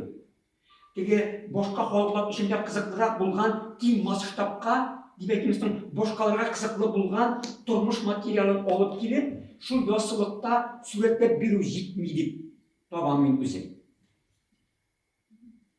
Onun uchun mana shu Tatar adabiyotining g'ibratli klassiklarni o'qigan vaqtida narsa ko'ramiz. Ular turmushni o'rganganlar. Bu yerda durust sayohatlar ko'p bo'lgan, oralashuvlar ko'p bo'lgan, yozuvchilarning boshqa respublikalar bilan oralashuvlardan ko'p ma'lumot bilgan deb o'ylanib ketganman. Hozir ular bittiriga qizg'anish deydi. Buning bir yo'li demakki o'zingiz o'qirga ham o'rganishga tegishli bo'lasiz. Tag'in birsi deb aytdim, mana adabiy asarlar o'qib borishda she'riyatga kelasizmi sen? Prozaga kelasizmi? Seni kuzatuvchan bo'luv. Rahmatli Donya Fatimовна qatqatlasini yasadi. İnşallah da bulgan uchrashuvda bundan 2 oy Oygul Ahmadvaliyeva dan so'ravlar da o'zi bo'lmagan aytdim endi. Shunda qatnashuvchilar opa dilar endi. Opa deyishdi bizda. Opa, siz materialni suratlash uchun qo'yan olasiz. Endi bütün evreni qarab boradi. Mana kete bilan chiqqandan so'ng bugun og'achlardagi siqqi bormi yo'qmi? Shuning sababin onlov ko'nglimga singdirgan boshlabdi. Men hatta yo'q avulga qaytam, qushlarga kiramikanmi? Men uchatmisha bo'ldirammen deydi. Hatta qo'ymaga ilib qo'yilgan chigilakni nechik ilib qo'yilgan bo'luvi, nindi tusda bo'luvi da mening ixtiborimdan chetda qolmaydi. Ana shu ravishda mening kuzatuvchanligim turmush yashashning vaqt detallarini topib olib kerak. Bir muhim aybi bitdi, mana o'zingning stilingni topib. Mana belki üretip bulmaydı. Baraki özümün tecrüben aşağına kilesindir. Hatalanılar aşağına, 100 kat yazı aşağına. Lekin kızlar bir var. Mektepte okuganda, hazırda vardır indi o, okutuşlar bizden şiir çıkartalar idi. Bir iş bulaydı o, tokmak çıkaraydı indi. 2 söz arifmayetiyle bardım qayttım. Okutuş eğitim, mana bardım. İkinci tizmedeki 2-нче елдағы соңғы сөз, қайттым 4-нчесендәге. Демәк, мин бүген бик тырышып мәктәпкә дип бардым. Нәрсәдер эшләдем дә аннан ашыгып кайттым. Әнә шул рәвешле 4 еллык шигырь килеп чыкты. Бу такмак. Мөдәррис абый әйткәндәй, такмак белән шигырьне айыра белү инде әдәбиятка килгән беренче еллардан башлап. Бик менә хаваскәрлек дибез без. Менә авылда яшәсез икән, сезнең авылда, районыгызда язучылар бик күп. Аларның әсәрләре басылып та чыга, яисә үзләре дә басып чыгаралар. Аларга игътибарда җәлеп өйрәнәсез дә. Шул вакытта игътибар итегез. Син һәм мин теге яисә бу темага язылган шигырьнеме, хикәянеме укыйм икән. Бу язучы үзенеке нәрсә алып килә? Мәхәббәт турында язмаган кеше юк. Шул вакытта мин укыганда меңләгән мәхәббәт шигыреннән син язганнар, синең үзеңнең хисеңне сагылдырган сүз, метафора, символ, мин шуны күрәсем килә. Яратам, мин сине яратам. Бу турыда кем генә әйтмәгән, кем генә язмаган. Сине яратуың нинди соң? Менә син шушы яратуның, шушы хисне үзең тапкан, ниндидер бер сүрәт белән дип әйтәсең, бер метафора белән, бер символ беләнме белдер миңа. Шигырьне укып чыгам, 3 строфаны. Ләкин мин синең үзеңнең әлеге сүзеңне, синең хисеңне тоемларга ярдәм иткән сүзен тапмыйм икән, әйтеп куям. Чөнки бу ярату шигырен инде мин күп укыдым. Фәзүлленең мин соңга йомшак тамчылы юллаган идем дигән юлларын укыдып әйтәсем килә бу вакытта. Булды миңа башка мәхәббәткә, башка юл кирәк түгел. Син кабатлама башкаларыбызны. Үзеңнекен таба аласыңмы? Авыр. Шуңа күрә менә еш кына теге хикәяне шигырьләрне укыган вакытта башкаларга иелеп языладыр инде ул. Тагын бер беләсең, менә ясалмалыктан котылып булмау. Менә хикәяләр укыганда да без үзара сөйләшәйдек Дания Фатиховна белән дә хикәяләрнең байтагында ясалма финал күрәбез. Бик берәйбер бар, сәбәп, нәтиҗә бәйләнеше. Әйтик, автор язып килә дә, менә ул герой үзенең ачуын булай чыгарып, менә булай итеп, нәрсә дә булса эшләп ташлады. Бит герой нәрсә булса эш гамәл кылу өчен аңа китергән сәбәпне син миңа күрсәт. Кеше юктан гына суицидка бармый. Кеше юктан гына укучы дәрес булып барган вакытта сыйныф бүлмәсеннән басып чыгып китә икән укучы. Һәм син шулай сүрәтлисең икән, миңа син аңлап, читатыр укучы буларак, нәрсә китерде бу малайны, бу кызны укытучы рөхсәтеннән башка дәрестән чыгып китәргә. Менә бу син моны ачып бирмәдеңме? Мин ышандырмый бит. Әкият бит инде бу. Диндә минем күңелемдә эс калдырмый башлый. Ягъни сәбәп нәтиҗә бәйләнеше үзеннән үзе психологизмга килеп тоташа. Син бу геройның аерым бер сыйфаттан, психологик сыйфатын ачып бирмәсәң миңа уку барышында, аның ни икәнлеген инде ул безне әйткәнчә ышандырмый башлый. Мәктәптән кайтканда дигән хикәя языгыз бүген кайтыгыз барыгызда. Шул кайткан вакытта син үзеңә ошаган кызның чәченнән тартасыңмы, анда этеп егасыңмы, парфины алып бәрәсеңме, нәрсә булса шуны сүрәтләгән вакытта син миңа аңлатып бир аны. Бу малайның әлеге кызга булган бу мөнәсәбәте ни сәбәптән? Ул бит аны тикмәгәне этеп йокмаган. 2 көнлек булган эшәккә сүз әйткән булырга мөмкин. Ул аның аңа күзе төшкән булырга мөмкин, ләкин әлеге гашыклык халәтен аңлатып бетерә алмаска мөмкин ул. Әллә ни сәбәпләр булырга мөмкин. Син буларны миңа җиткермисең икән, этеп йокты. Ну и что димдә мин? Алга тап китәм, әгәр дә бу җитеп бетмәсә. Әнә шул рәвешле үз юлыңны, үз стилingni табу, яисә әдәби әсәргә үзеңне күзәтүчән булуың, шулар аша әдәби әсәргә килүең, күрәсең шулар аша оешадыр инде. Тагын берсе әйтә башлаган идем бит. Истәлекләр укыгызлар җәмәгать. Балалар, кызлар, җегетләр әйтәмен. Байтаганы бәлки зурлар өчен, сезнең өчен кыенрактыр, чөнки анда бераз яшәеш фәлсәфәсе урын ала. Ләкин менә истәлегән язучының истәлекләре чыкты. Аларда бала вакытларындагы әдәбиятка килүдән алып, инде язучы булып танылганнан соң да менә үзләренең тормыш яшәешне аңлауга, яисә теге яисә бу әсәрне язылу процессы ona nişik kilüge oçkış yata. Yırtkına eserin yazılı tarihi var bir. Yazışı nindi şartlardan bana girgen ol. Nişik olmana olungan. Nese eterkiş birgen. Nindi vakigalar bulgan. Hatırızdadır mektep dersliklerinde hazır var mı ol yok mu? Biz üstünde var idi bir tane.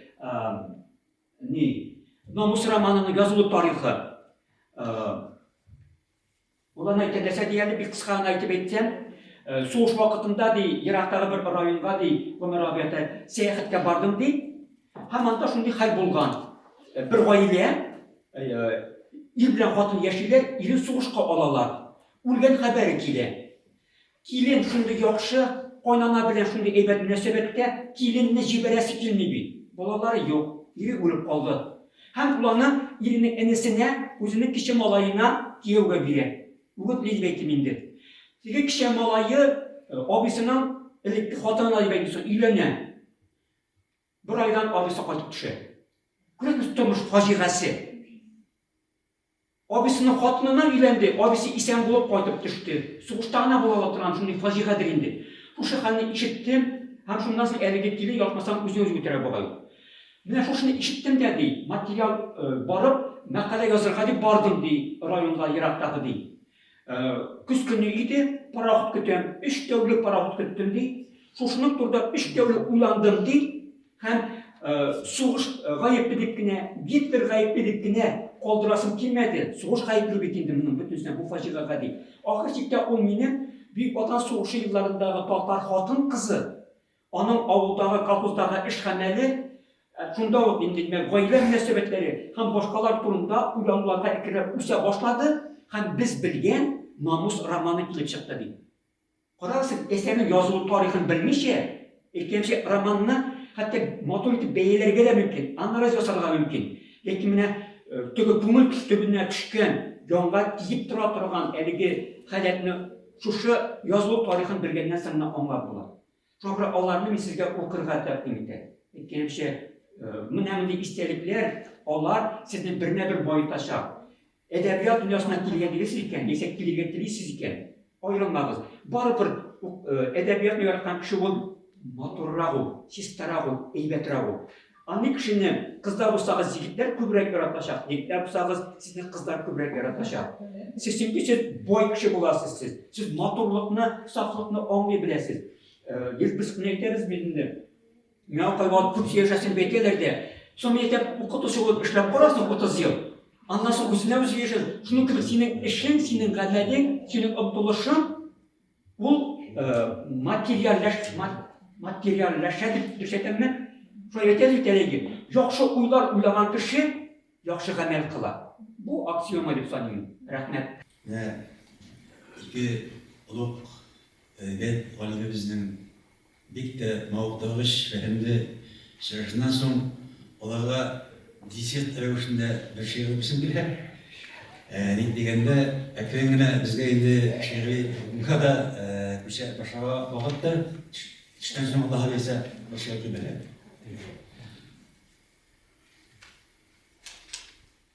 Ekiyetli başlayıp yana baştan. Ok bugünün koytsın efsini, kabat dıra taşka ile etmesin, aşinanın asıl nesili. Ekiyetli başlayıp yana baştan. Yoruluklar gitsin tümeri, korulmanda bir gün eğlencitmesin. Dil irikli olsun, şüveli. Ekiyetli başlayıp yana baştan. Helal ımsındırsın boylarını, nigizinde şumbay kıymak için, gülük için altın koymalı. Ekiyetli başlayıp yana baştan. Şu çıkmasın diyor yaptığa, arkadaşlar şöyle kozmasın, tuğanı dayı tuğayı batırga. Ekiyetli başlayıp yana baştan. Jin koydasın ona karışın, peri yağlıkasın üksüzlerini, sok bilen sok kavuşsun. Ekiyetli başlayıp yana baştan.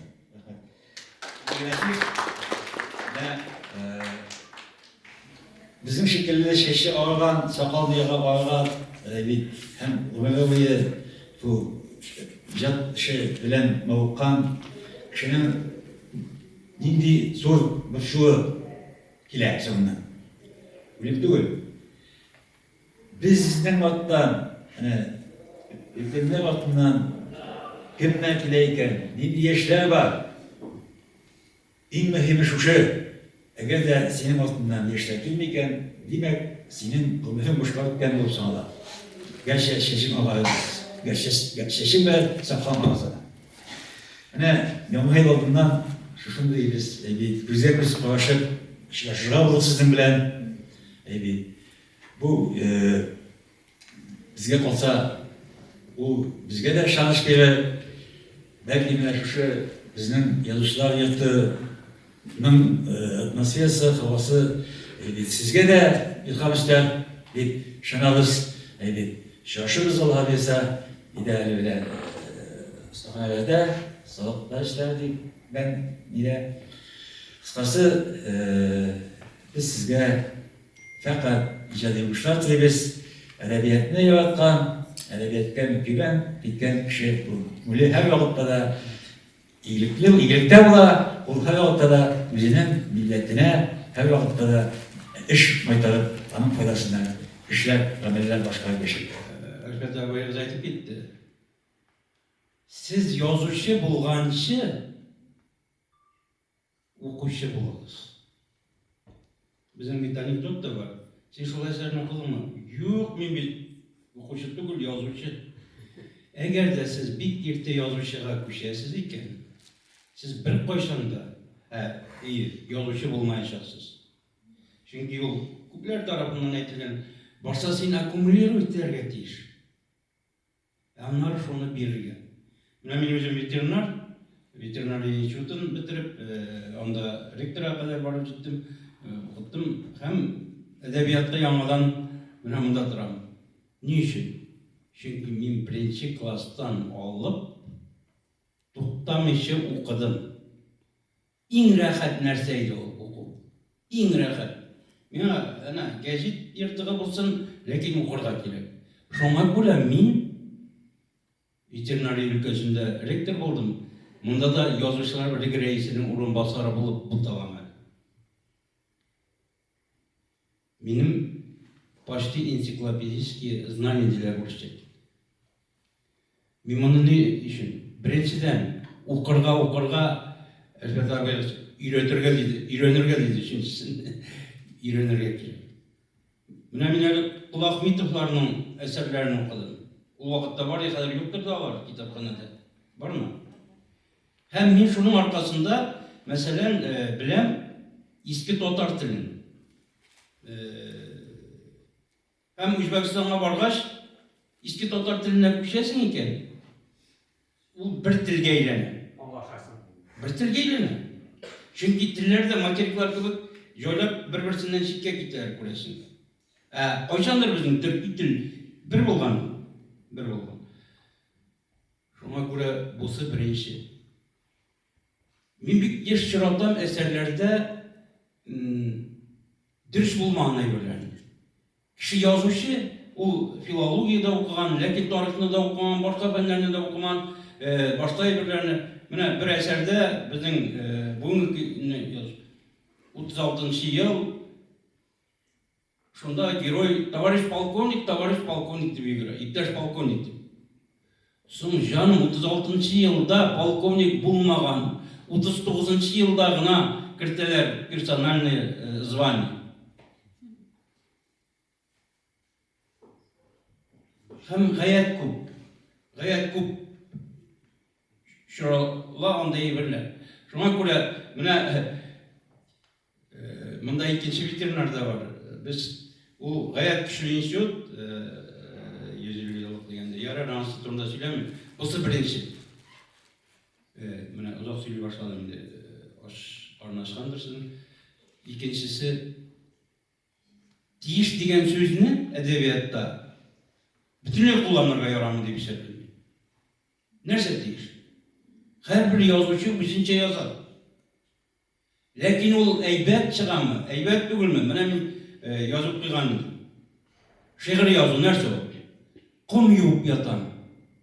Belki altın çıgar. En zor yazıcılarda da bütünüsü altın tugul. Onda suda var, Алтын ул бик сирәк чыга.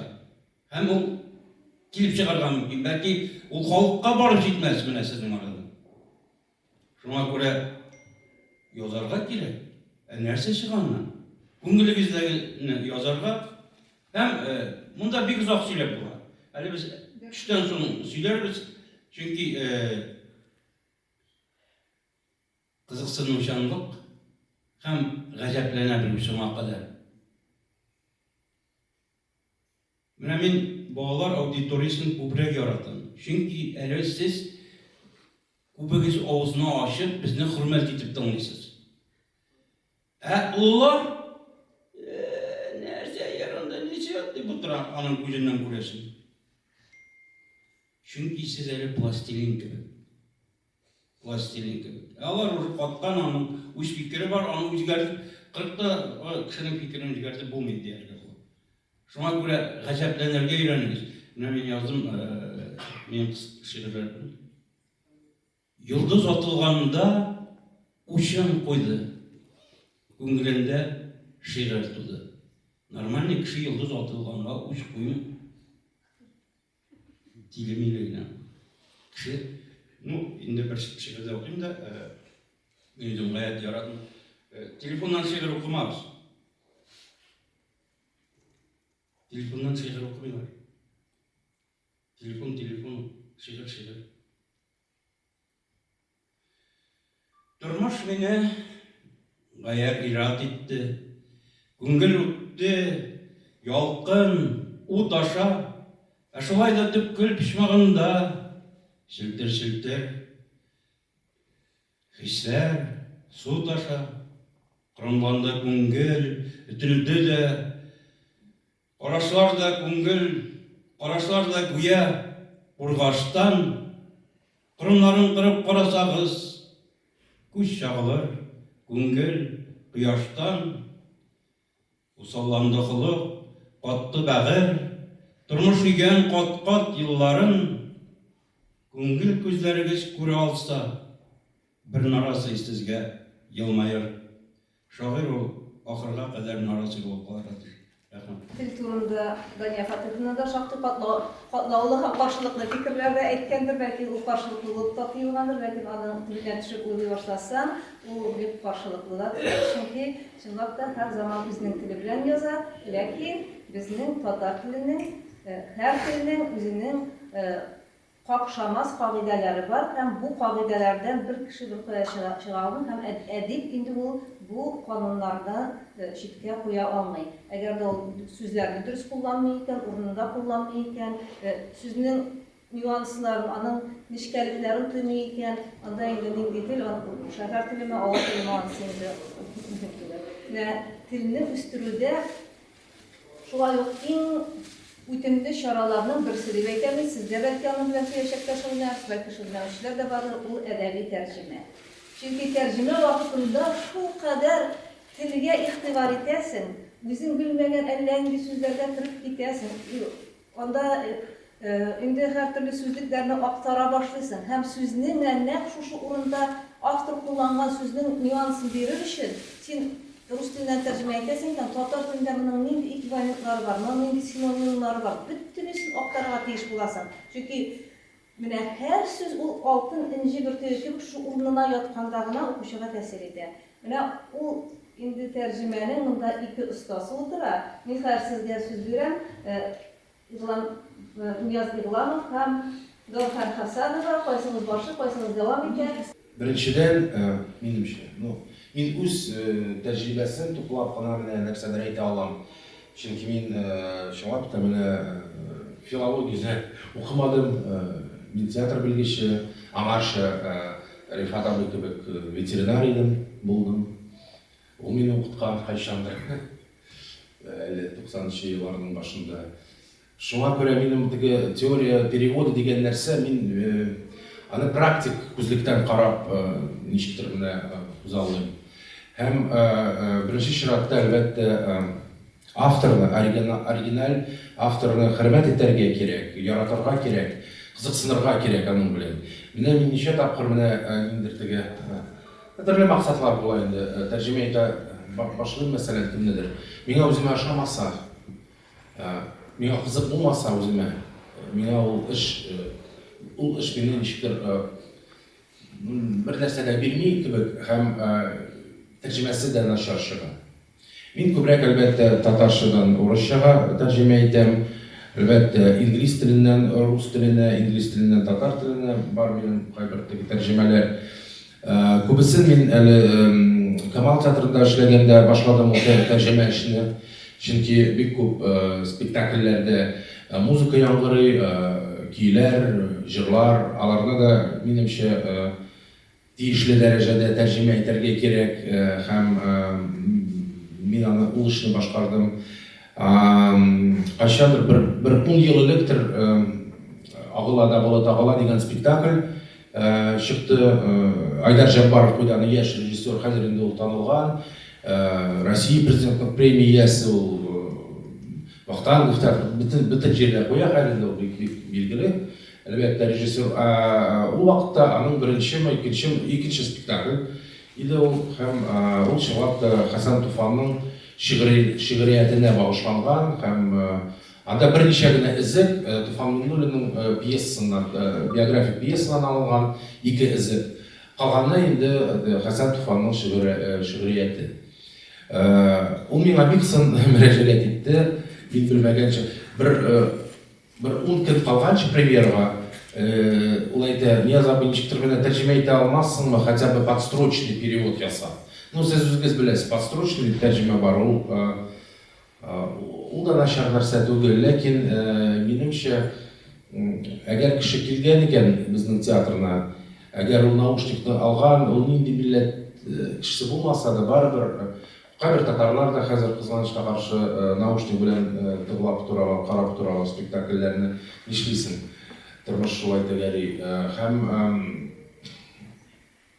мин уйлыйм, минем фикеремчә, наушниктан да шундый теге югары дәрәҗәдә тәрҗемә булырга тиеш. Ләкин уйлап карагыз, Хәсән Туфан ул безнең биекләребездән берсе инде. Аны ничек тәрҗемә итәргә һәм бик күп тәрҗемәләр бар, ләкин менә Айдар Жаббаров постсовет чорында гына бастырылган шигырьләрне күбрәк алган. Һәм кайбер тәрҗемәләр миңа мәсәлән үземә рус теленә ошамады. Мин яңадан аларны ясап карадым һәм бу тәҗрибә минем беренче тәҗрибәм булды һәм шакканнар белемчә һәм аны бастырган Идел журналы рус версиясе. Шуннан соң башланды инде ул Кара Чикмәннең җырлары, Әтәш Менгәлчидәнгә җырлары һәм башкалар бик күп. Һәм инде проза минем өчен бөтенләй бик гади эш. Прозаны тәрҗемә итү ул вакытлы сорый гына. Әгәр син ике телне более-менее нормально беләсең икән, аның чиге юк бит, белемнең чиге юк. Камиллегин чиге юк.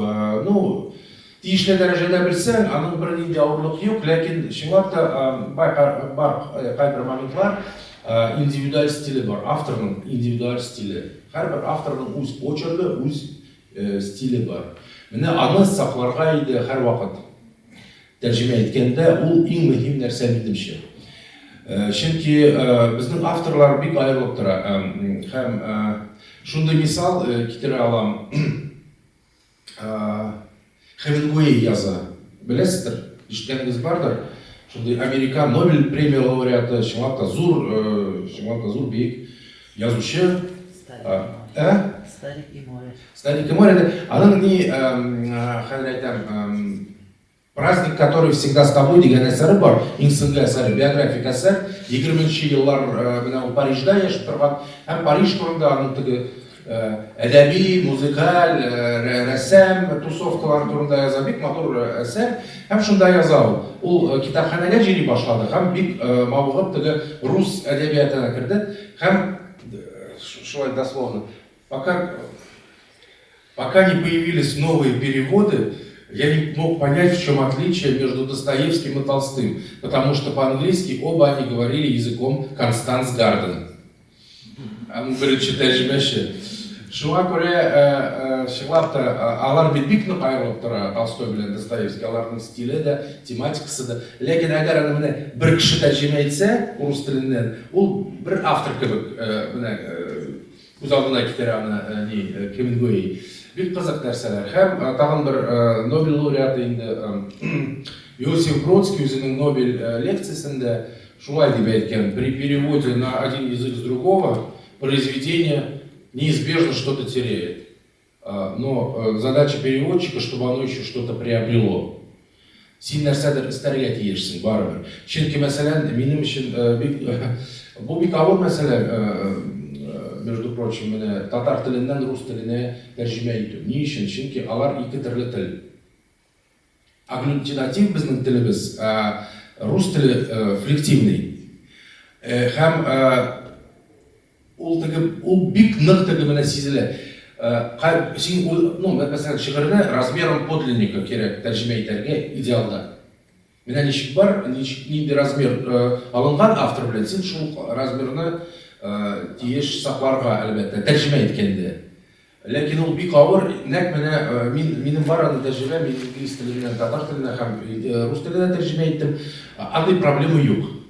Шекспирны мәсәлән тәрҗемә ит, хәтта Шекспирны тәрҗемә иткәндә оригиналдан андый проблема тумый. Мәсәлән, ничә ел мин бер Кайм Зайдулланың, беләсез, безнең союзыбызның рәисе инде, ул танылган язучы, шагыйрь. Аның бер миңа аның яраткан минем бер шундый бер шигыре бар, Кәрван дип атала. Ул минемчә 21 гасырның 20 гасырында язылган кораб, Дәртмәнднең корабына ниндидер җавап кебегрәк яңгырый. Һәм минем өчен мин ул шигырьне бик мөһим дип саныйм татар шигърияте өчен. Һәм гомумән бөтен дөнья шигъриятендә мин кызыксынам, ул ниндидер теге урынны алырга тиеш. Ләкин менә бер урысчага тәрҗемә иткәндә караван дип бер артык ижек барлыкка килә. Монда кәрван. Һәм ул миңа мишәйтте. Чөнки бөтен калган урыннары, мәсәлән, минем бик тыгыз, бик теге туры үземә мин бик сирәк үз эшләгән эшемә канәгать. Ләкин менә шунда менә ул мине тота. Ничә ел? Бер 10 ел бардыр. Менә ярый, хәзер Алла бирсә бер җыентыкны әзерлибез без рус телендә, мин тәрҗемә итәм берничә шагыйрьләрне, менә тәрҗемә итәм аларның әсәрләрен. Ярый, кертәбез, ничек булса да кертәбез ул җыентыкка. Ләкин мин барыбер ул эшне дәвам итәчәкмен.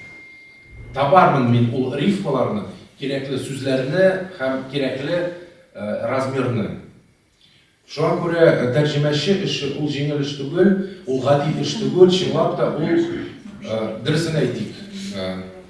Бик күп кешеләр бу дөньяда татар әдәбияты белән, мәсәлән, рус теле аркылы таныша. Телисеңме, юкмы, ул эш барырга тиеш. Элек Совет заманында гел менә ел сайын Мәскәүдә ниндидер менә я Нурхан Фаттах чыгайды, я Аяз Гыйләҗев тәрҗемәсе, я Мөхәммәд Мәхдиев. Ну, ел сайын булмаса 2 елга бер точно чыгайды берәр Мәскәү издательствосында. Ул эш туктамады. Хәзер бераз менә ул 90-нчы елларда туктый башлады, 2000-нчы елларда. Хәзер тагын бу эш ниһаять кабынды һәм мин бу эшкә кичкенәдер бер өлеш керткәнемә бик шатмын һәм рәхмәтлемен. Менә еш кына әйтәләр, шигырьне татарчадан русчага тәрҗемә иткән вакытта шагыйрь булган кеше, ягъни аны хис кичереш дәрәҗәсен үзе дә шагыйрь булу мөһимрәк дигән фикер дә яңгырый. Ни дәрәҗәдә бәхәсле бу? Әгәр син шигырьне шигъри юллары белән тәрҗемә итәсең икән, син шагыйрь. Нашармы? Әйбәтме? Ул башка мәсьәлә. Ләкин тәрҗемә иткәндә шигъри юллары белән. Мин мәсәлән Хәсән Туфанны тәрҗемә иткәндә мин дә шагыйрь бит булам рус теленә. Бәлки начар, килешә. Ләкин ничек бар шулай? Анда ритм һәм Ритмны саклайсың, белмим, менә укыттым, бер кешеләргә әйткәннәр. Ничек әйтә инде? Төрлечә бу, мин әйтәм, бу сыйфаттан тора әлбәттә. Ләкин принцип бер. Син шигъриятта тәрҗемә итәсең икән, син үзең дә шагыйрь. Әвереләсең, шагыйрьгә әвереләсең. Мин үзем шигырьләрне язмасам да, мәсәлән, тәрҗемә итү миңа бик ошый. Demek senin көңелеңдә шагыйрьлек бар. Әлбәттә, әлбәттә. Әйе. 35-нче мәктәптә Казанда. Юк, анда түгел, Казан маймын. Сизелмәсен. Хемингуэйнең цитатасын шаттан беренче тапкыр ишеттем. Алайса шуннан башлыйм әле кырыйдан. Менә мин 30 елдан артык мин шөгыльләнәм тәрҗемәче белән. Очраклы рәвештә килеп кердем. Достымның эше күп иде. Ул бер мәкалә тәрҗемә итәргә тиешле иде журнал өчен. Рөстәм Сабиров иде ул. Зинһар өчен Гәүһәр Бөрүчи ясап бирә шушы тәрҗемәне. Мин бер кайчан да эшләмәгән килеш шушы мәкаләне тәрҗемә итеп барам. Ул инде булгандыр, инде Алла тапшырган, ләкин басылды ул илдә. Кирәк иде ул. Рекламный нәрсәдер бер мәкалә иде. Шуннан кирип киттем. Анан гонорар бирделәр, гонорарга кызыга башладым. 2 бала үсә. Юк, шуннан да менә берсе шул. Акча өчен кирип киттем. Подработка буларак. Аннан соң бер заман тәмен таба башладым, теге әсәрләр керә башлагач, кемдер беренче кем булгандыр инде, кайсыдыр язучыма нәрсәдер биргән. Хемингуэйга кайтсак инде. Туфан Миннуллин bir вакытны мен күп хикәяләрен бер җыентык өчен тәрҗемә иткән. Менә Туфан абый миңа бик шәп бер мактау сүзе әйтте. Һәм ул тәрҗемәче өчен наивысшая похваладыр инде үзенчә. Ул булай дип әйткән кеше алдында. Гәүһәр шундай итеп тәрҗемә иткән минем әсәрләрне дигән. Менә мин русча сөйләшсәм, мин нәкъ шулай сөйләшер идем дигән. Менә дөрес бит ул, димәк, мин Туфан абый булып фикер йөртә белгәнмен. Аныңча, менә шул перевоплощение дигән әйбер кирәк бит инде тәрҗемәчегә. Мин шигъриятне тәрҗемә итмим, чөнки шагыйрь түгел, аның өчен әзрәк чамаларга кирәк, миндә бу сәләт юк. Ләкин кайчакта менә Роза Туфетулованың китабы булды, чыкты Хәсән Туфанга багышланган. Һәм анда Хәсән Туфанның шигырьләре бик күп иде. Совет заманында язылган шигырьләр тәрҗемә ителгән, аларны мин кертеп бардым, тәрҗемәчеләрне күрсәтә, ләкин соңгы вакытта инде үзгәрешләр кичергәннән соң чыккан шигырьләр, алар тәрҗемәсез иде. Һәм мин Роза ханымга тәкъдим иттем, әйтәм, бер шагыйрьне тапсагыз әйбәт булыр иде, русчага тәрҗемә итәргә, чөнки миннән булмый. Мин построчник эшли беләм. Построчник үзенә күрә бер жанр. Аны теләсә кем эшли алмый. Построчник ул менә шигырьнең һәрбер юлын, мәгънәсен биреп барырга кирәк. Юлга сыеп, шул сүзләр белән шул фикерне бетереп барырга кирәк. Аның өчен дә осталык кирәк. Монда инде бу мактану түгел, бу просто к сведению әйтү. Шуннан соң ул мондай фикергә килде, син миңа әйбәт построчник яса диде. Ягъни аның өчен бу фикер һәм Хәсән Туфанның фикер сөреше, образ тудыру процессы кирәк иде аңа. Шуңа күрә менә андый вариант та була. Кайбер шигырьләр профессиональ тәрҗемәчеләр белән, кайберсе менә точный, подстрочный, ләкин в данном случае дип әйтәм инде русча, Туфан булгач, ниндидер бер ритмга салырга тырыштым. Мөмкин булган хәтле. Каядыр ритмга саласың, каядыр рифма тауып барасың. Шундай формада. Бу инде на безрыбье рак рыбы дигәндәй.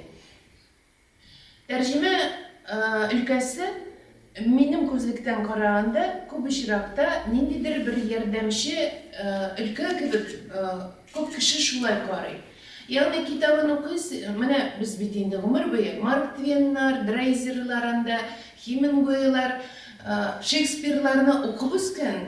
Мин рус филологиясен укыдым, безнең инде программа буенча анда 50 роман бер семестрга укып чыгасың, барсын да укыйсың. Анда Андерсен Нексе, әллә кемдер бар анда. Бүтән дөнья әдәбияты.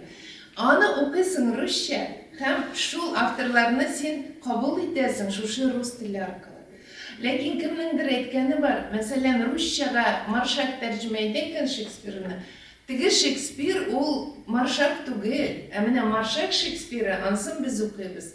Ягъни тәрҗемәче шул кадәр ки үзеннән чыгып, Маршак ул бит инде шагыйрь кеше дә, ул үзенчә башка дөнья бирә. Ләкин без Шекспир дөньясын менә шул тәрҗемәчеләр аркылы кабул итәбез һәм яратабыз шуларны. Шуңа күрә тәрҗемәченең роле шул кадәр зур ки, ул иҗади кеше.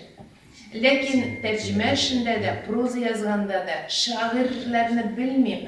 Ләкин проза безнең гаиләдә 2 зур язучы бар иде, һәм мин аларның ничек эшләгәнен беләм. Аларда бердән илһам, тәрҗемәчегә дә карый, һәм икенчедән дисциплина.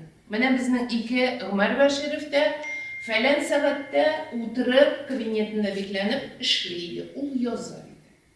Аннан ул төзәтә иде. Менә Дәватиның кул язмалары төзәтүле иде. Әтинең кул язмалары әтидә бикләнә иде. Телефонны алмый, ишеккә килми, ул яза 2 сәгать. Көньякка ял итәргә киткәндә дә безне завтрактан соң диңгезгә травалей, ул номерда калып яза. Абитка хәтле һәр вакытта да. Ягъни тәрҗемәче өчен беренчедән сәләт, икенчедән дисциплина. Мин ничек эшлим, роман алам икән, мин саныйм ничә бит, срогын карыйм, ничә айга миңа эш бирелә, һәм бүлеп чыгам. Һәр көнне, мәсәлән, 5 бит, һәр көнне 4 бит. Мин ул 4 битне бүген эшләмәсәм, иртәгә 8-не эшлим. Шунсыз булмый. Шуңа күрә тәрҗемәче бер яктан ул создатель, икенче яктан ул ремесленник. Ансыз булмый. Мин моннан оялмыйм. Рабочая лошадь булып эшләйсең. Ә инде яратмаган авторларың туры килә кайчакта, опять-таки, кайчакта акча кирәк. Авторның акчасы бар, ә таланты аз. Андый случайлар була. Опять-таки, кушать хочется. Шуңа күрә менә андый случайда булай була. Син аны әйбәт тәрҗемәче, үзем турында гына әйтмим, гомумән, әйбәт тәрҗемәче. Хәтта бик үк пешмәгән текстны да матур итеп тәрҗемә итә ала. Һәм миңа ничә кешенең әйткәне бар. Укып чыктым, минекеннән дә әйбәтрәк. Ышанам, була андый случай. Тагын бер начар случай була. Менә шундый начар ки, тәрҗемә итәсең, булмый. Һәм тәрҗемәсе начар. Ансыннан инде әзрәк ояласың, булмый, иптәшләре никәк. Менә андый случайлар тоже була. Ләкин хәзер мин бик атаклы булгач, мин сайлыйм инде. Күңел ятмаганны бик алмаска.